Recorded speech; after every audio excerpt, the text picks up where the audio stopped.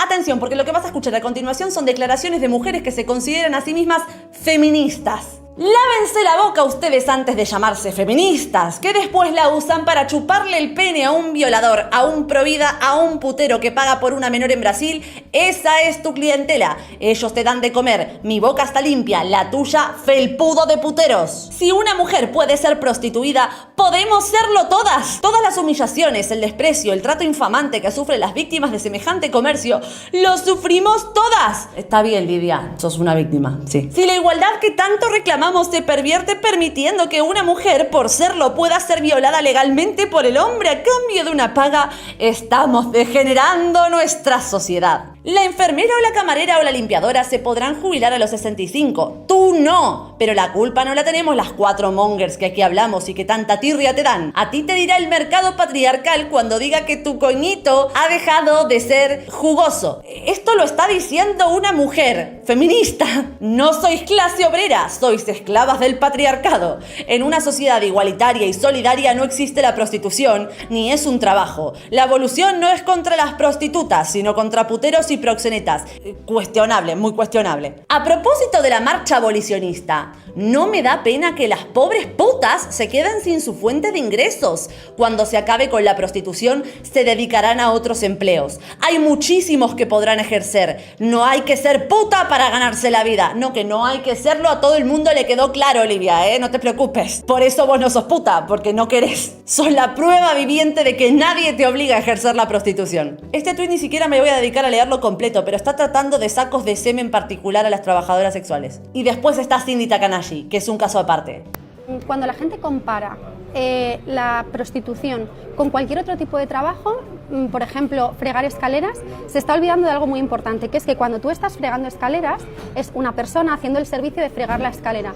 Y cuando vos estás realizando el trabajo sexual, es una persona realizando el servicio del trabajo sexual. Cuando tú estás siendo prostituida, tú estás siendo... Bienvenidos a una de las trampas feministas para hablar de trabajo sexual, y es utilizar la palabra prostituidas. Cuando utilizamos la palabra prostituidas, estamos implicando que hay un tercero que te prostituye en contra de tu voluntad.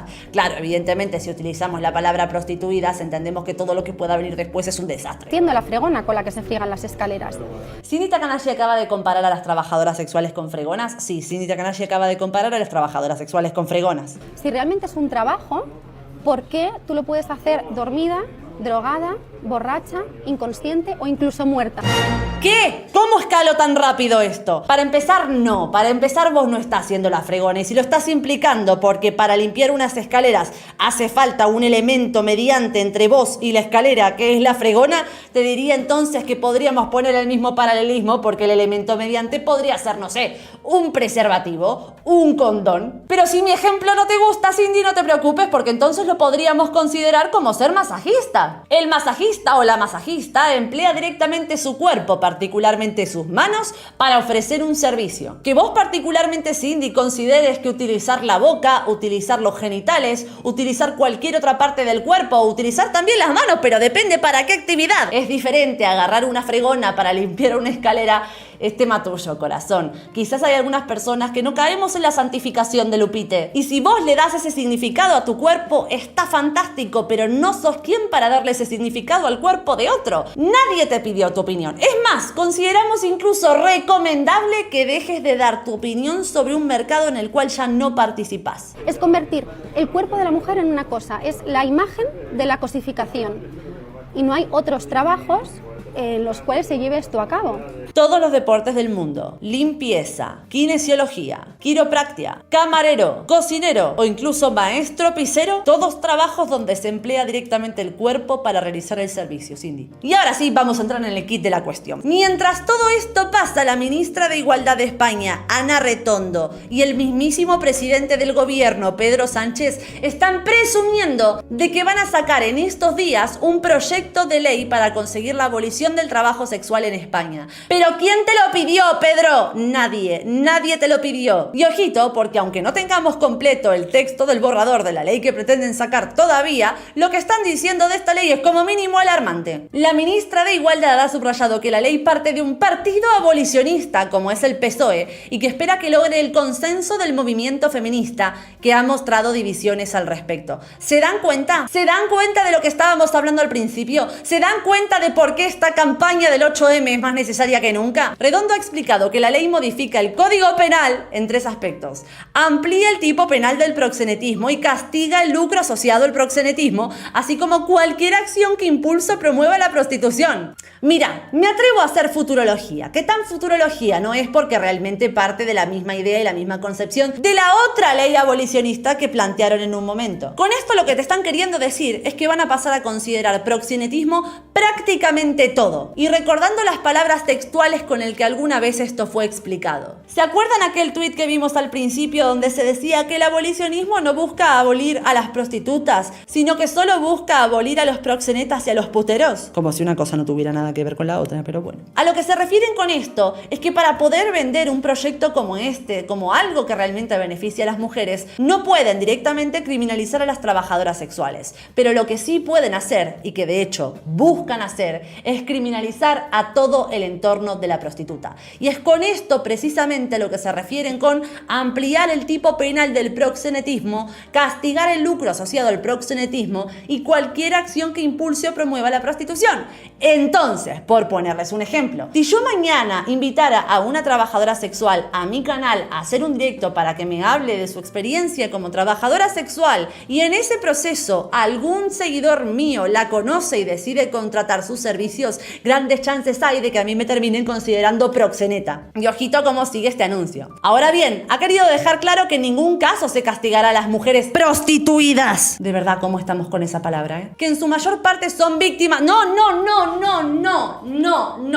voy a pasar por esto. No voy a pasar por esto de vuelta. No, la mayor parte no son víctimas de trata. Todo lo contrario. Es más, ese supuesto 80% de que supuestamente el 80% de las trabajadoras sexuales en Europa son víctimas de trata, te digo una cosa, no existe, nadie lo conoce, nadie nunca pudo dar la fuente de ese dato. Cada vez que se da, refiere a un dato anterior, a una fuente anterior, que cita a otro anterior y jamás llegas al origen de esa estadística ni cómo se calculó. Es absolutamente falso. Todas las estadísticas cuyos orígenes sí podemos rastrear y podemos rastrear también el método de estudio por el cual se llegó a esas cifras demuestran lo contrario. El trabajo sexual por medio de la trata de personas representa a una minoría de las trabajadoras sexuales y aún con esta situación, someter a las trabajadoras sexuales a la clandestinidad lo único que va a lograr es agrandar todavía más esa brecha. No sé por qué desde el feminismo ese mismo argumento cuando se emplea respecto del aborto legal lo entiende muy fácilmente y sin embargo cuando se emplea para referirse a lo que cada una decide hacer con su cuerpo parece que automáticamente deja de ser válido. Con el aborto siempre se dijo que la prohibición del aborto solo genera más abortos clandestinos y por tanto más riesgo para aquellas mujeres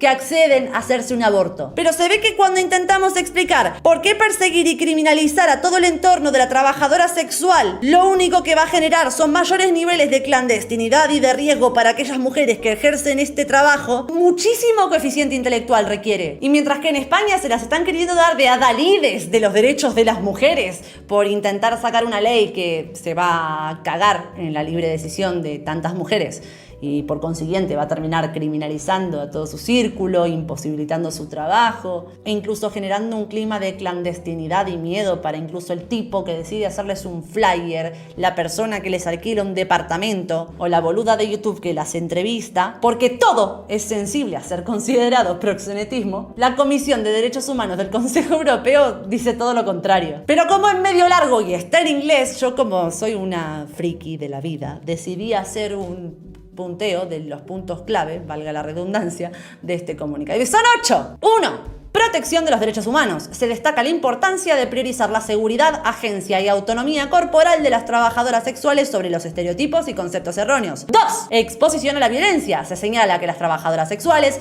enfrentan altos niveles de violencia y abuso, no debido a que los puteros sean unos hijos de la gran puta que pagan por violar mujeres legalmente. No.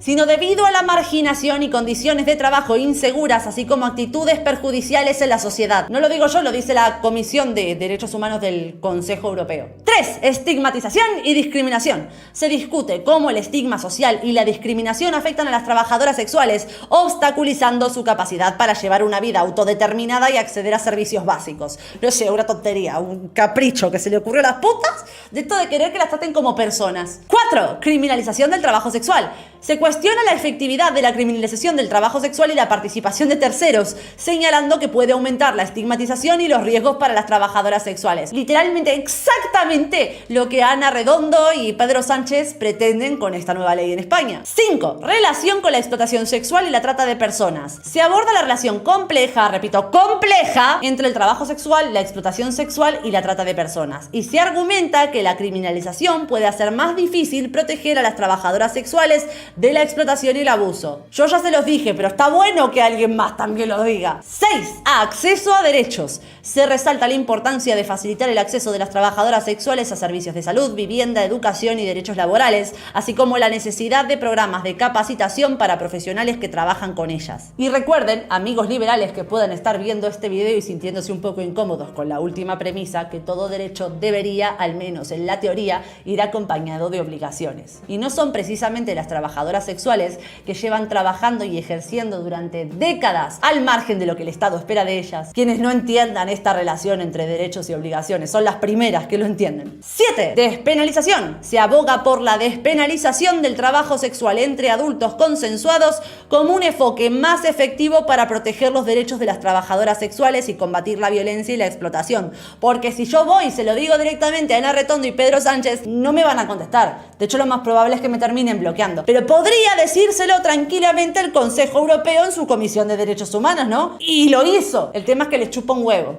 Y 8. Participación de las trabajadoras sexuales. ¡Oh, sorpresa! Resulta que si querés saber cómo algo funciona, no hay nada mejor que ir a preguntar a la fuente. Se enfatiza la importancia de incluir a las trabajadoras sexuales y sus organizaciones representativas en el proceso de formulación de políticas, reconociendo que sus experiencias y perspectivas son fundamentales para desarrollar intervenciones eficaces y respetuosas de los derechos humanos. ¿Viste que decía recién en el comunicado del Consejo Europeo de la Comisión de Derechos Humanos que lo importante es contar con aquellas agrupaciones de trabajadoras sexuales porque su experiencia y vivencia son fundamentales para elaborar políticas que sean dirigidas a ellas? Bueno, Ana Redondo y Pedro Sánchez plantean lo contrario. Ellos con los que quieren contar es con las asociaciones u organizaciones que combaten la trata sexual. Y está bien, está bien. Yo no te voy a cuestionar que cuentes con la opinión de las asociaciones que se dedican a combatir la trata. Y ahora vamos con el momento historias personales, porque soy la persona más autorreferencial que conozco. Resulta que yo soy argentina y me mudé a España cuando tenía tan solo 10 años. Cuando estaba en Madrid con mi padre, viviendo con él allá, pasamos por calle Montera. Y en calle Montera sabrán que tradicionalmente se ubicaban muchas trabajadoras sexuales en búsqueda de clientes para desarrollar su empleo.